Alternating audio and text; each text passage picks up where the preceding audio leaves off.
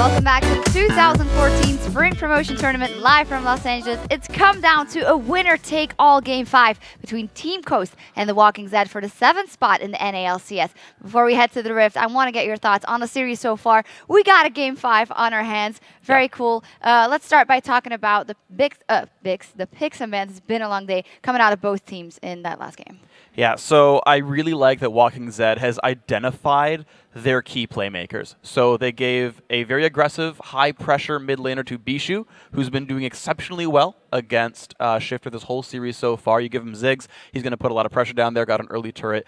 Also, Yuzuki has been playing phenomenal against Zion Spartan. He's won his lane multiple times now, and they said, okay, go play Kha'Zix and go carry actual team fights with that.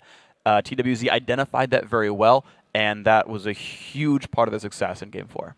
I thought it was really strange that they gave Bishu Ziggs. I felt like the other bans were kind of wasted because not only is Ziggs kind of stronger than the other champions that Coast was trying to ban out, but I think Coast's strategy coming in was he won't first pick Ziggs. We can get in our first rotation, but because TWZ was blue side, they first picked the only mid that was available for Bishu, and that ended up coming back to bite Coast because their only answer was really LeBlanc, and as you saw, LeBlanc can't farm. She had 2.5 items as the game was over, while Bishu had like 5 items. You also had a remark about the leveling of LeBlanc, or Shifter leveling LeBlanc. Yeah, Shifter, well, Link, generally he maxes W because LeBlanc has a really hard time pushing, and you lose only a little bit of kill potential while you maintain the ability to like counter push if you need it. And as you saw that game, 15, 18 minutes in the game, Shifter had barely 100 CS, whereas Bishu had 200 despite dying. So like, even though he got solo killed, that 80, like 50 CS difference that ended up making up for way more than the kill in gold.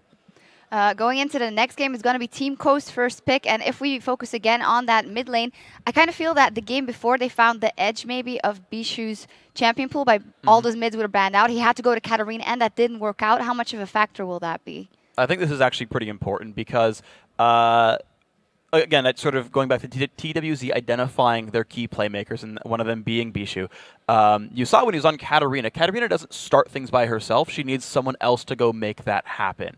And unfortunately, Kez wasn't having a very good game. Bobby Hank Hill and support were having a very good game. And so if you push Bishu back on one of those more passive or follow-up champions, you get like a first pick Ziggs in there, or you get another highly aggressive lane-sufficient champion like Syndra in there for Shifter. He can hold on, not throw away his lane, and then also continue to be that playmaker and try to hold down Bishu, who's been a key part of TWZ.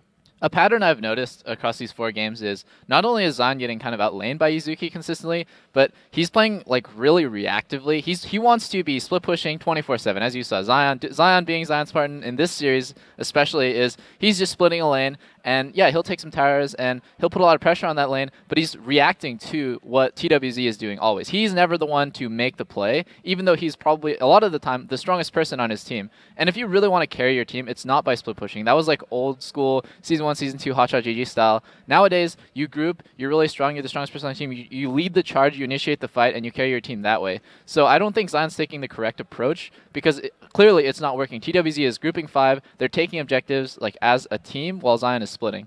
Talking about taking objectives, Baron, again, a huge factor. Baron, give it and take it away, and we got a great replay to illustrate that. Yeah, let's put this up on your screen. This is the first big Baron sort of attempt here. So I want to point out how a Baron dance is sort of supposed to be done. So normally, there's 2 main ways to do Baron. So number 1 is you go and take it, which we had seen Coast do before. They snuck it with 2 people. The other way is you actually set a trap at Baron. So 3 of the members of TWZ are doing it right. So Yasuki and Kez are doing a pretty good job of taking down Baron. It's at half. They would have won. Nidus is sitting on his own pink ward. He's waiting to counter gank. But the problem is Bobby Hank Hill and Bishu are not setting up for some kind of counter gank. They're actually sort of trying to bait in mid lane.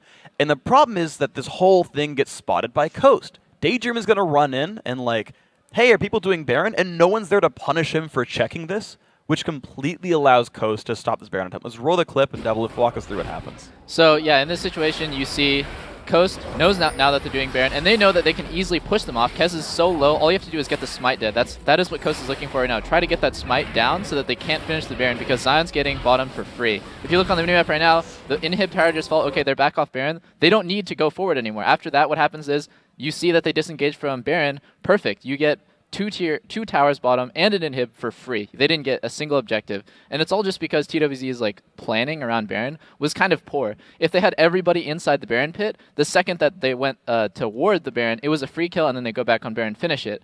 But what ended up happening is they were like doing 3 different things. It was like one of them was sitting trying to like pick off the Thresh, 2 of them were pushing down mid, and 2 of them were doing Baron. So it was really uncoordinated, and that was like one of the biggest points of that game, was just seeing like, oh, TWZ's decision making around Baron maybe isn't the best, but they still managed to clinch it out. Yeah, because Team Coast decision making around Baron was also not perfect. So, guys, Game 5, everything on the line for getting back in ALCS for Team Coast or for getting that spot for the Walking Zed. The momentum is in favor of the Walking Zed, I would say. Yeah, it is. I think Coast has a really good shot at this one. I would still vote Coast to win this matchup. I think they focus on putting Shifter on a self-sufficient lane champion, so you can just farm and be safe. I think get Zion a playmaker. Probably put Nintendo on Olaf and focus on getting Wiz Fusion ahead. Those are the 4 points that I would take that would get Coast the win here. Yeah, definitely. I think they need to identify who really isn't carrying their weight. You know, why are they losing these games? And I think right now it's Zion. He's more of a liability than like a playmaker or like a positive force on the team for objectives at least. And it's an objective-focused meta right now. So like they need to really think about how they're going to approach this next game and try not to play so passively. I feel like they're just waiting around like, oh, just wait for Zion to take a tower and then TP in. I don't know. I feel that's such a strange way to approach the game, especially in such a high-pressure situation like this. Oh, thank you, guys. It is on to Game 5 in this decisive series. Going to be an amazing game. And I think we're going to have an amazing